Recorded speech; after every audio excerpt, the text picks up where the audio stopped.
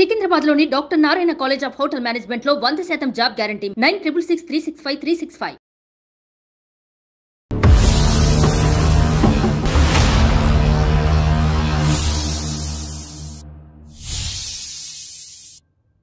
అందమైన జీవితానికి స్వాగతం. నమస్తే కళ్యాణ్ గారు. నమస్తే జయ గారు. ఎంత బాధపడుతున్నారంటే అసలు మాటల్లో చెప్పలేకపోతున్నాం, అసలు ఎక్స్ప్రెస్ చేయడానికి కూడా అవ్వని విషయం అనమాట. అది మన దగ్గరికి, మన వేదిక మీదకి తీసుకురావాలని ఆయన కోరుకుంటున్నారు. పెద్ద ఆయన మీరు పర్మిషన్ ఇస్తే నేను కాల్ చేస్తానండి. అయితే మీతో కూడా చాలా మంది పర్సనల్గా మాట్లాడాలనుకుంటున్నారండి. సో డాక్టర్ గారితో మీతో పర్సనల్గా మాట్లాడాలనుకుంటే వాట్సాప్ నెంబర్కి కనుక మనం ఇస్తున్న నెంబర్కి కాల్ చేస్తే. హలో, నమస్తే అండి. నమస్తే అండి, నేను జయానండి, అందమైన జీవితం నుంచి కాల్ చేస్తున్నాను. సూర్యప్రకాష్ గారండి? సూర్యనారాయణ గారా? నమస్తే అండి. నమస్తే సూర్యనారాయణ గారు. నాతో పాటు డాక్టర్ కళ్యాణ్ చక్రవర్తి గారు ఉన్నారు. ఒక్కసారి మాట్లాడండి. నమస్కారం చెప్పండి. అట్లాగే. నమస్తే సూర్యనారాయణ గారు. నమస్కారం సార్. ఏదో కొద్దిగా ఇబ్బందికరంగా చాలా భావోద్రేకంతో ఒక ఈమెయిల్ పెట్టారు. మీరు పెట్టారో ఎవరి చేతన పెట్టించారో తెలియదు, కానీ సమస్య ఏంటో చెప్పండి సూర్యనారాయణ గారు. నమస్కారం డాక్టర్ గారు. నమస్కారం అమ్మా. నా పేరు సూర్యనారాయణ. అయితే నాకు వచ్చిన దారుణమైన కష్టం ఇది ఎవరికి కూడా రాకూడదు. నేను ఎలా మాట్లాడాలో కూడా తెలియని పరిస్థితికి వెళ్ళిపోయాను. ఈ మధ్య నాకు కూడా సరిగా ఒంట్లో బాగుండట్లేదు. దుఃఖాన్ని ఆపుకోలేకపోతున్నానమ్మా. నేను 10 ఏళ్ల క్రితం నా భార్య జబ్బు చేసి చచ్చిపోయింది. పోతూ నా కూతురు చెయ్యి నా చేతులు వేసి పిల్ల జాగ్రత్త అని చెప్పి మరి చనిపోయింది.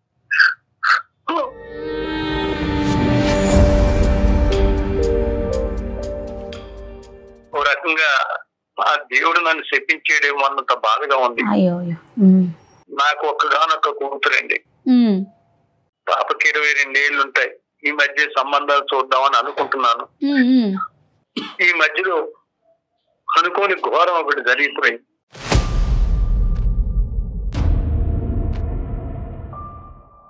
ఈ పిల్లలు చూస్తే రోజు నీరసపడిపోతుంది. సరిగా అన్నం తింటం లేదు. ఏమైందమ్మా అంటే ఏమి చెప్పం. ఏం లేదు నాన్న అని నీరసంగా చెప్తాను. కాలేజీకి అయితే దగ్గరుండి మరీ దింపేవాడిని. సాయంత్రం టైంలో వద్దు నాన్న మీరు రాకండి, ఫ్రెండ్స్ తో వస్తారంటే వద్దమ్మా వద్దు నేను వస్తా, వచ్చి నేను తీసుకెళ్తానని చెప్పి తీసుకొచ్చేవాడిని. 3 సంవత్సరాలు అలాగే చేసి ఇప్పుడు కూడా నన్ను కూడా అంటి పెట్టుకునే ఉండేది. 1 నెల నుంచి నా పిల్లలు రకరకాల మార్పులు చూస్తున్నా. మొహం వాడిపోయింది. ఎప్పుడు నీరసంగానే ఉంటుంది.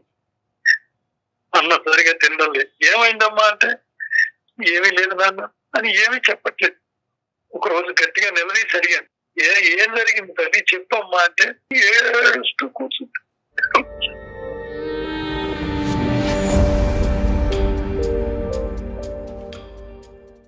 నన్ను అమ్మనుకునే చెప్పమ్మా అని మరీ అడిగితే ఏడుస్తూ కూర్చుంటుంది. ఇంకెలా లాభం లేదని పాప పడుకున్న సమయంలో దాని పుస్తకాలు, బ్యాగులు అన్ని వెతికి చూసి ఒక సర్టిఫికేట్ మాత్రం దాని పేరు మీద బయటకు వచ్చినప్పుడు అది అబార్షన్ జరిగింది.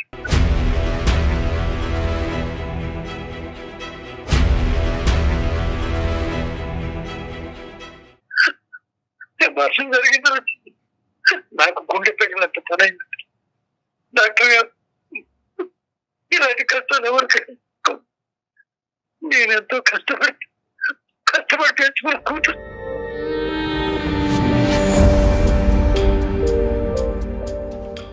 ఈ బరువు దించుకుందామంటే ఇది ఎవరికైనా చెప్పుకునే విషయం కాదు.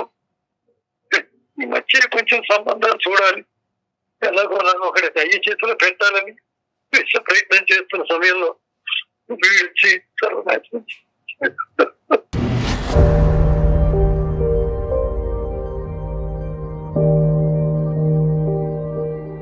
ఏం చేస్తుందండి పాప? డిగ్రీ చదివిందమ్మా. పాపకి అంటే సూర్యనారాయణ గారు, మీరు ఆల్రెడీ చాలా ఆవేదనలో ఉన్నారు. పాప జీవితంలో ఇంతకు ముందు ఎప్పుడైనా ప్రేమించటం ఇలాంటి సంఘటనలు ఎప్పుడైనా జరిగినాయా, లేదంటే ఇలాంటి అంశం వినటం ఇదే ఫస్ట్ టైమా మీ జీవితంలో? జీవితంలో ఇదే ఫస్ట్ టైం సార్. ఇదే ఫస్ట్ టైం. ఏమని చెప్పిందండి పాప? ఏమని చెప్పింది? ఎలా మోసపోయిందంట? ఈ సోకాల్డ్ ఎదవులు ఎవరైతే ఉన్నారో వాళ్ళ ఉచ్చులో ఈ అమ్మాయి ఎలా చిక్కుకుంది? ఏమని చెప్పిందా? ఏమైనా వివరాలన్నా చెప్పిందా అమ్మాయి ఇప్పటికైనా? గట్టిగా అడిగితే చెప్పింది డాక్టర్ గారు. అయితే ఈ తెలిసి తెలియని వయసు, అది కాక ఈ ఎవరో పోకిరి వెధవలు, రౌడీలు ప్రేమ ప్రేమ అంటూ వెనకాల పడ్డారు. ఆ పిల్ల ఆ మాటలు నమ్మేసింది. మాయ మాటలు నమ్మి ఇంతవరకు తెచ్చుకుంది. బాధపడకండి అండి.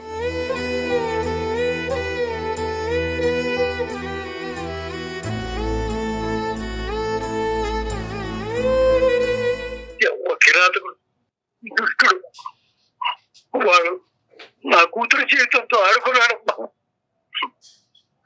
వాడు చేసేసాడు.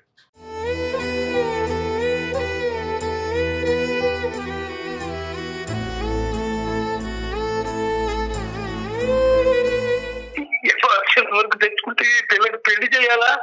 నాకు వేరే వాడి జీవితంలోకి ఎలా చెప్తాం? ఈ సమాజం ఏమైపోతుంది? ఇలా ఉంటే ఈ కుర్రవాళ్ళు కానీ ఆడవాళ్ళు కానీ ఈ పిల్లలకి తల్లిదండ్రులు కనిపెట్టుకుని ఉండాలి అంటే తల్లి లేని పిల్ల కదా అని నేను కొంచెం ఊరుకున్నాను. కానీ ఇదేమీ తెలియని వయసు, ఇంత దారుణం జరుగుతుంది ఊహించలేదు. అయ్యో సూర్యనారాయణ గారు,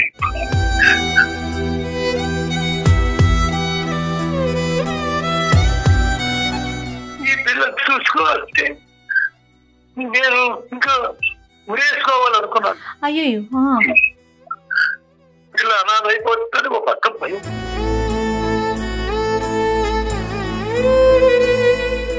జీవితం ఎక్కిపోతుందో ఏమిటో అర్థం కావట్లేదు. సూర్యనారాయణ గారు, మొదటిగా మీరు ఈ క్లిష్టమైనటువంటి పరిస్థితిలో, ఈ సంక్లిష్టమైనటువంటి పరిస్థితిలో ప్రధానంగా మీరు ముందు ధైర్యంగా ఉండాలి. పాప ఎటువంటి వివరాలన్నా ఇచ్చిందా? అంటే ఎంతకాలం బట్టి ఇది జరిగింది?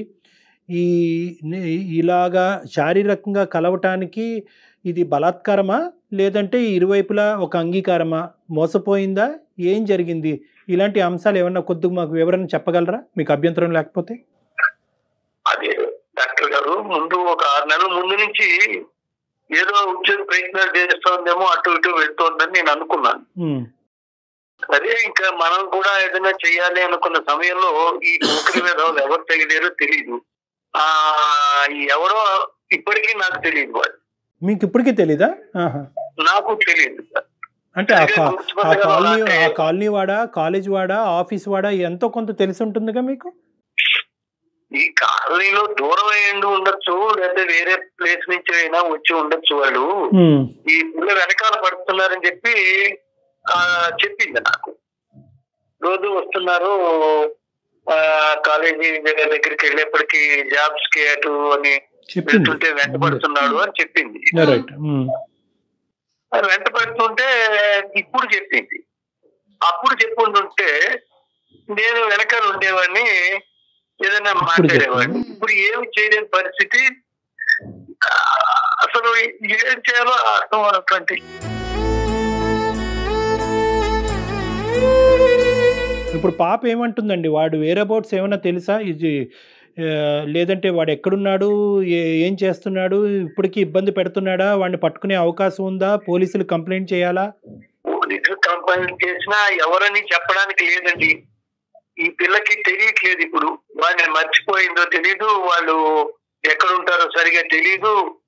ఏదో బైక్ మీద వచ్చేవాడని బాగా ఫాలో అవుతున్నాడు. అమ్మాయి ఏం చెప్పట్లేదు, భయము. మనం ఇన్ హౌస్ కౌన్సిలింగ్ చేసి చెప్పండి. ఏదైనా మత్తు మందు కలిపేసి ఏదో చేసి ఉంటాడని చెప్పి నాకు కొంచెం అనుమానంగా ఉంది. అయితే అలాగే చెప్పింది పాప కూడా. ఇక్కడ సినిమాకి తీసుకెళ్లారన్నారు. తర్వాత నుంచి ఏదో గెస్ట్ ఎక్కడికి వెళ్ళారో తెలియదు. నేనే మోసపోయాను అంతే, ఇక్కడ ఎవరికి ఏమీ లేదు.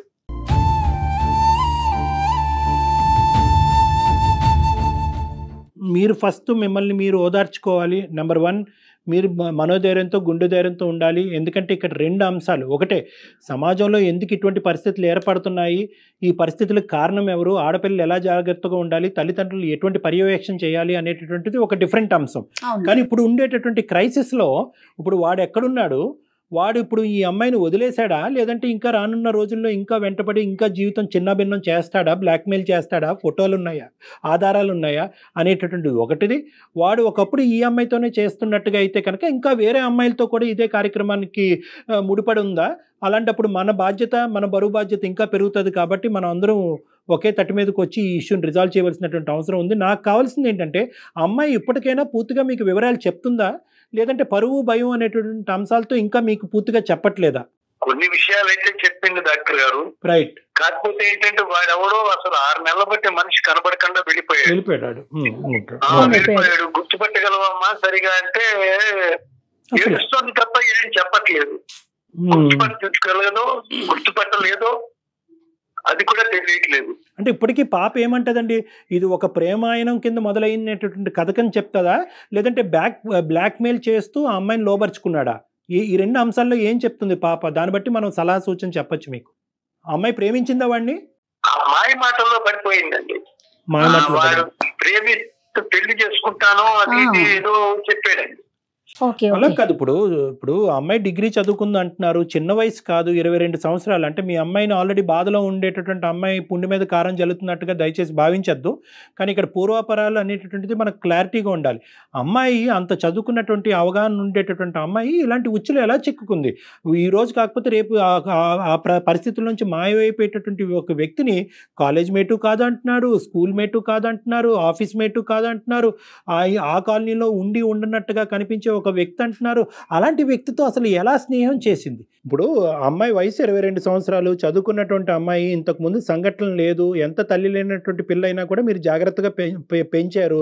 సో దీన్ని ఈ అమ్మాయి ఆకర్షణ, ప్రేమ అనే కేటగిరీ కింద అనుకోవచ్చా, లేదంటే వాడు ఏదో ఉచ్చు బిగించాడా ఈ అమ్మాయి చుట్టూరు, అంటే బ్లాక్మెయిల్ చేసేటటువంటి ప్రయత్నమా? మీకేమనిపిస్తుంది? వాడు బాగా అట్రాక్ట్ చేసాడండి, చాలా ఆకర్షించేసాడు.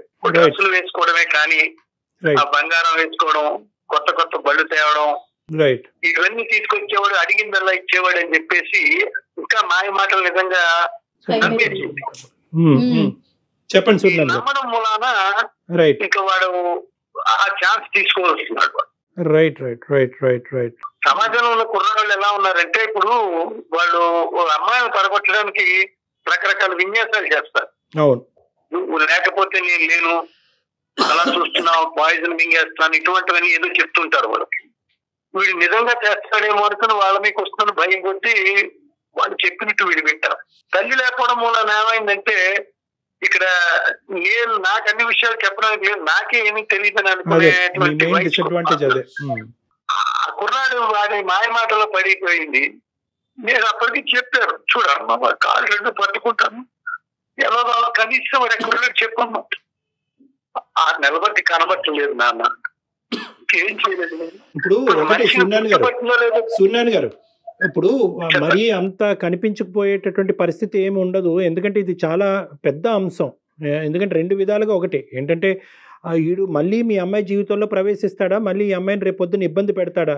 ఇప్పుడు జరిగినటువంటి దాన్ని మనం ఏం తిరిగి రాయలేము. అది నెంబర్ 1. నెంబర్ 2 ఏంటంటే కనుక వీడు ఇక్కడితో ఆగుతాడా, వేరే అమ్మాయిల జీవితంతో కూడా ఆడుకుంటాడా? ఆ సామాజిక బాధ్యత కూడా మన మీద ఉంది. కాబట్టి మనం ఖచ్చితంగా ఆ అమ్మాయికి 3 అంశాలతో ఆ అమ్మాయి కౌన్సిలింగ్ అనేటటువంటిది ఏర్పాటు చేయాలి. ఏంటంటే 1 పూర్తిగా పూర్వాపరాలు తెలుసుకోవటం, 2 వాడు వేరే అబౌట్స్, 3 ఏంటంటే కనుక వాడి కథ ఏంటి, ఎలా మొదలైంది, ఎలా కొనసాగింది అనేది కూడా తెలుసుకోవాలి. 4వది దీన్ని కంప్లీట్గా ఎలా ఒక క్లోజర్కి తీసుకురావాలి. చాలా ఇంపార్టెంట్. ఇక్కడ లీగల్ హెల్ప్, పోలీస్ హెల్ప్ అనేటటువంటిది చిన్నగా చూడొద్దు దయచేసి మీలాంటి వాళ్ళు. ఎందుకంటే మనందరికీ అంతు చెక్కినటువంటి ఈ ప్రశ్నలకి సమాధానం చాలా వరకు వ్యవస్థ చెప్తుంది. వ్యవస్థ అంత భయంకరంగా ఏం మారిపోలేదు. అంత చెప్పుకుంటే కనుక బహుశా అది డప్పు వాయించి 10 మందికి చెప్తారు అనేటటువంటి భావోద్రేకంలో తల్లిదండ్రులు ఉండవలసినటువంటి అవసరం లేదు. ఎక్కడ గోప్యంగా పెట్టాలి, ఎక్కడ కాన్ఫిడెన్షియల్గా పెట్టాలి అనేది పోలీస్ శాఖకు తెలుసు, లీగల్ వ్యవస్థకు కూడా తెలుసు. కాబట్టి మీరిద్దరూ ఏంటంటే మీ ఇద్దరి మధ్యనే అంశము, మీ ఇద్దరి మీదే ఆ అమ్మాయి చెప్పక మీకు ఒక అంశం చెప్పింది కాబట్టి దానికి మీరే సొల్యూషన్ ఎతకాలి అనేటటువంటి క్లోజ్డ్ ఎన్విరాన్మెంట్లో దయచేసి ఫస్ట్ ఉండొద్దు అన్నది నా విజ్ఞప్తి. అదే సార్, నేను అప్పటికి పిల్లని మరీ అడిగాను, వీడు నా కూతురు జరిగినట్టుగా అన్యాయం వేరే వాళ్ళకి చేస్తున్నాడేమో, అతని బ్రెయిన్కి సరిపోదు. వాడు దొరికితే ఏదో కాడు పట్టుకుని వేలు పట్టుకుని బతిలాడి పెళ్లి చేద్దాం అనుకుంటున్నాను. కానీ ఈ పిల్ల చేసిన పనికి అసలు ఏం చెయ్యాలో నేను అసలు ఏం మాట్లాడాలో అర్థం అన్నటువంటి.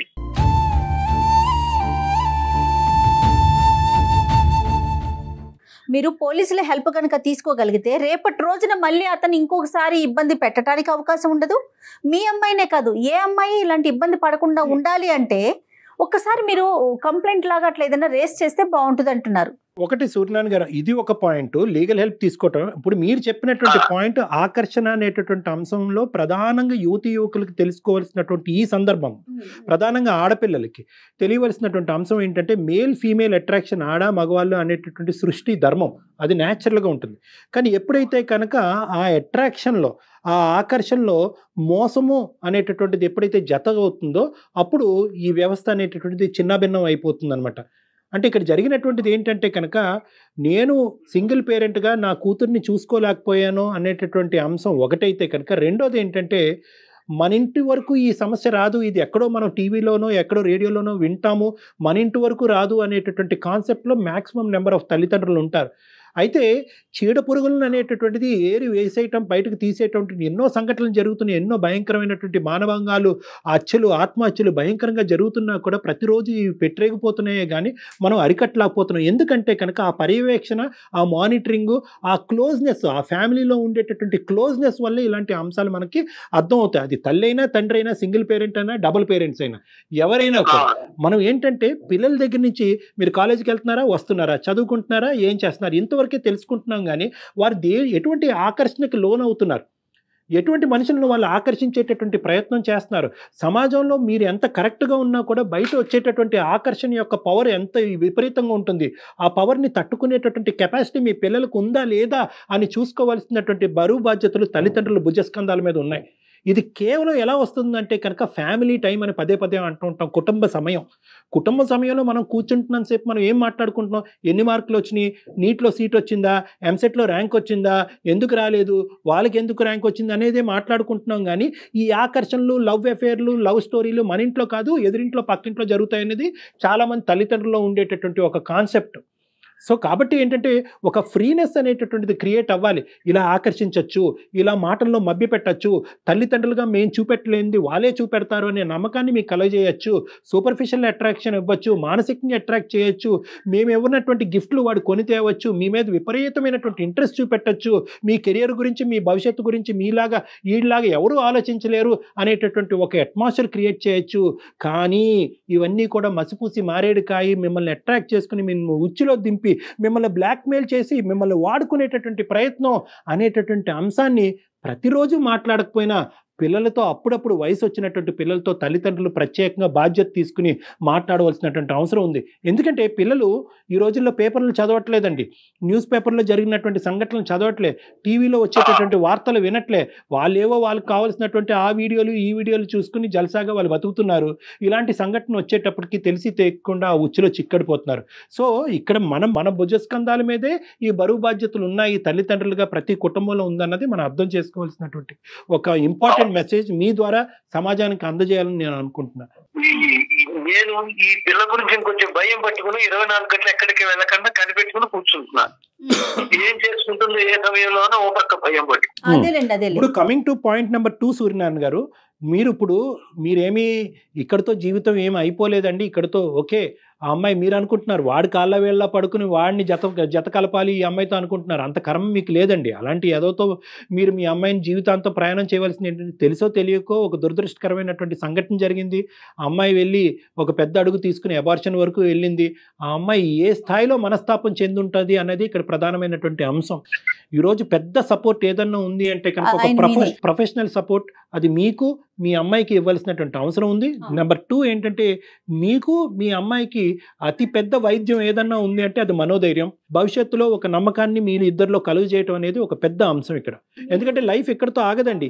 ఈ సంఘటన ఒక పీడకల్లాగా తీసి పక్కన పెట్టేసి దీని నుంచి ఒక మెసేజ్ తీసుకుని ఒక నమ్మకంతో ముందుకెళ్ళి పెళ్లి చేయొచ్చు, ఉద్యోగం చేయొచ్చు, పిల్లల్ని కనొచ్చు, జీవితాన్ని అందరిలాగే అమ్మాయి అనుభవించవచ్చు. ఇది ప్రధానంగా ఒక తండ్రిగా మీరు మీ కూతురు అర్థం చేసుకోవాల్సినటువంటి ఒక ఇంపార్టెంట్. మీరు ధైర్యంగా ఉంటే తర్వాత ఆటోమేటిక్గా పాపలో కూడా ధైర్యం వస్తుందండి. అయ్యిందేదో అయిపోయింది డాక్టర్ గారు చెప్పినట్లుగా. నెక్స్ట్ ఏంటి? రేపటి కార్యాచరణ ఏంటనేది మీరు ధైర్యంగా ఆలోచించుకోండి, చక్కటి నిర్ణయం తీసుకోండి.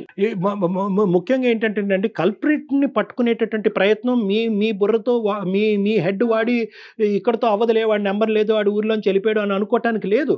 వాడు మళ్ళీ ప్రత్యక్షం అవ్వచ్చు, మీ అమ్మాయి జీవితంలో ప్రత్యక్షం అవ్వచ్చు, వేరే అమ్మాయి జీవితంలో ప్రత్యక్షం అవ్వచ్చు. సో ఈ రెండు బాధ్యతలు మీ మీద, సుమన్ టీవీ వరకు మీరు తీసుకొచ్చినందుకు, అందమైన జీవితం వరకు తీసుకొచ్చినందుకు మా మీద, ఇద్దరి మీద ఉంది అనేటటువంటిది నేను మీకు చెప్పదలుచుకున్నాను. సో మీరు కావాల్సింది ఏంటంటే, ఇంకా వాడి ఫోన్ నెంబరు, వాడి ఐడెంటిటీ, ఇంకా ఏమన్నా ఉంటే కనుక మీరు అవి తీసుకుని పోలీస్ స్టేషన్ వరకు వెళ్ళాలి. షీ టీమ్స్ అనేటటువంటివి ఉన్నాయి. ఇలాంటి ఆస్పెక్ట్స్లో క్షుణ్ణంగా కాల్ రికార్డ్స్ బట్టి మొత్తం అంతా పర్యవేక్షణ చేసి ఆ దొంగ ఎక్కడున్నాడో వాడిని పట్టుకునేటటువంటి ప్రయత్నం వాళ్ళు చేస్తారు. ఒకప్పుడు మీకు అక్కడి వరకు వెళ్ళేటటువంటి ధైర్యం, నమ్మకం ఇప్పటికీ రాకపోతే మీరు నా వరకు రండి, నా దగ్గరికి రండి, నా కౌన్సిలింగ్కి రండి. ఎందుకంటే ఆ కౌన్సిలింగ్ అన్నది మీకు, మీ అమ్మాయికి ఇద్దరికి ఇంపార్టెంట్. అదే సార్, మేమేమనుకుంటున్నామంటే సుమన్ టీవీ వారి అందమైన జీవితం ఇది కూడా నేను ఇదివరకు చూస్తూ ఉండేవాడిని. ఇలా కూడా జరుగుతుందా అంటే ఆ కర్మ నాకు పట్టుకుంది. ఇలా కొన్ని జరుగుతున్నాయంటే ఈ విషయాలు ఎవరెవరో జీవితాలు కూడా ఎలా అంటే మన జాగ్రత్తగా చూసుకోవాలి ఆడపిల్లల్ని అని నేను అనుకుంటుంటే, ఈ పిల్లకి ఈ మాట్లాడుకోవడానికి చిన్న సెల్లే ఉండేది, అటువంటిది ఒక పెద్ద సెల్ తీసుకొచ్చి ఇచ్చాడు వాడు. అప్పుడు నాకు కొంచెం అనుమానం వచ్చింది, ఎక్కడ తీసుకొచ్చామా, ఎక్కడ కొన్నాం ఇది అంటే. చెప్పకుండా ఉంది, అదే స్కూల్ ఇచ్చారు, కాలేజీ వాళ్ళు ఇచ్చారు, అదేదో చెప్పి సరే ఊరుకున్నా. చూస్తే వాడు ఇంత పని చేసి వెళ్ళిపోయాడు, ఏం చేయాలో ఏమిటో ఏం అర్థం అవట్లేదు. సరే, అందు గురించి నేను చెప్పేది ఏంటంటే, వదిలేయాలా? మీకు ఇది మీరు ఎప్పుడు కని విని ఎరగినటువంటి అనుభవం కాబట్టి, ఫస్ట్ ఆఫ్ ఆల్ మీకు మీ అమ్మాయికి సపోర్ట్ కావాలి. మీ అమ్మాయి భయంకరమైనటువంటి డిప్రెషన్లో ఉంది. ఆ అమ్మాయిని కంటికి రెప్పలాగా చూసుకోవాల్సినటువంటి బాధ్యత మీది. ఈ సంఘటన ఒక ఎత్తు అయితే కనుక ఈ డిప్రెషన్లోంచి బయటకు తీసుకొచ్చి ఆ అమ్మాయి ఎటువంటి అఘాయిత్యానికి పాల్పడకుండా చూసుకోవాల్సిన బాధ్యత మీ మీద ఉంది. కాబట్టి ఇమీడియట్గా మీరు ప్రొఫెషనల్ హెల్ప్కి రండి, నా దగ్గరికి రండి. నేను మీకు సరైనటువంటి సలహా, సూచన, మనోధైర్యాన్ని మీ ఇద్దరిలో నింపేటటువంటి ప్రయత్నం నేను చేస్తాను. నా నెంబరు మన స్క్రీన్ మీద కనిపిస్తూ ఉంటుంది, లేకుంటే మీది నా దగ్గర ఉంది కదండి, నేను కాల్ చేస్తాను. ముందు మీరు ధైర్యంగా ఉండండి, మీరు దాంట్లో నుంచి బయటపడండి ముందు. అలాగే మేడం, రైట్ అండి. నేను డాక్టర్ గారిని, మా కూతుర్ని, మీ ఇద్దరం కలిసి వస్తాం. తప్పకుండా ముందు అసలు చేయాల్సిన పని అది. అది కొంచెం కౌన్సిలింగ్ ఇవ్వాలి. మమ్మల్ని నమ్మి మా వరకు వచ్చినందుకు చాలా ధన్యవాదాలు సూర్యనారాయణ గారు. మీలాంటి వాళ్ళు మా సహాయ సహకారాలు తీసుకున్నందుకు ఆల్ ద బెస్ట్ అండి. అమ్మాయిని జాగ్రత్తగా చూసుకోండి. నమస్తే సార్. థ్యాంక్ యూ సూర్యనారాయణ గారు. మీరు నాతో మాట్లాడినందుకు మేడం గారికి మీకు ధన్యవాదాలు. సంతోషం అండి, కొంచెం ధైర్యంగా ఉంటున్నాను. రైట్, నమస్తే అండి. ఆయనకి ఆ కన్ఫ్యూజన్ లో పాపం మీరు చెప్పిన పాయింట్ ని కూడా తీసుకోలేకపోతున్నారు. ఆయన మళ్ళీ మొదటికే వస్తున్నారు చూడండి. అతను ఇప్పుడు ఉండేటటువంటి ఇమీడియట్ క్రైసిస్ సిచ్యువేషన్, అమ్మాయిని కాపాడటం, మానసిక వేదనలో, పోస్ట్ ట్రామాటిక్ సిండ్రోమ్ లో ఉంటుంది. వీళ్ళు ఎక్కువ సూసైడ్ చేసుకోవడానికి చాలా అవకాశాలు ఉంటాయి. కాబట్టి ఫస్ట్ ఆ అమ్మాయి ఇష్యూని డీల్ చేసిన తర్వాత, ఆ కల్ప్రిట్ ఎక్కడున్నాడు వాడిని పట్టుకున్న తర్వాత అప్పుడు మిగతా అంశాలు, సమాజం ఏం చేయాలి అన్నది మనం ఆలోచన. బహుశా ఇప్పుడు అర్థమైనట్టుందమ్మా. మన నెంబర్ పంపించండి, కాంటాక్ట్ లోకి వచ్చిన తర్వాత వీళ్ళు ఫాలో అయ్యి. రైట్ అండి. నమస్తే. నమస్తే.